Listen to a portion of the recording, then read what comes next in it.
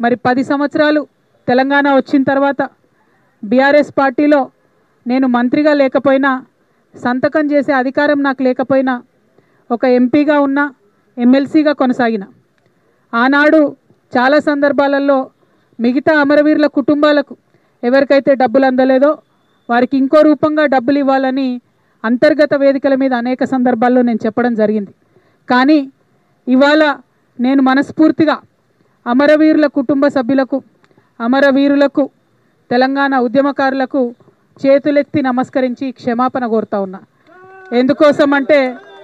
ఎందుకోసమంటే ఆనాడు నేను మీకోసం కొట్లాడినా కానీ ఇంకా గట్టిగా కొట్లాడేది ఉంటుంది, సాధించుకునే వరకు మీకోసం కొట్లాడేది.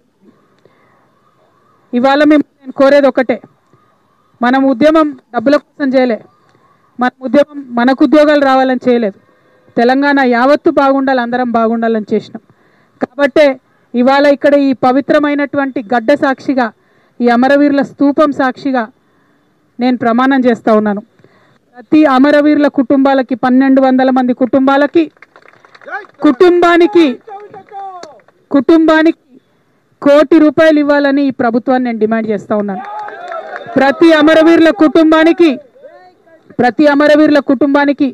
₹1 ఈ ప్రభుత్వం నుండన్నా ఇప్పిస్తాం, లేకపోతే ఈ ప్రభుత్వం మార్చి వచ్చే ప్రభుత్వంతోనైనా ఇప్పిస్తామని ఈ సందర్భంగా నేను అమరవీరుల కుటుంబాలకు వారి యొక్క పాదాల సాక్షిగా మీకు తెలియజేస్తూ ఉన్నాను.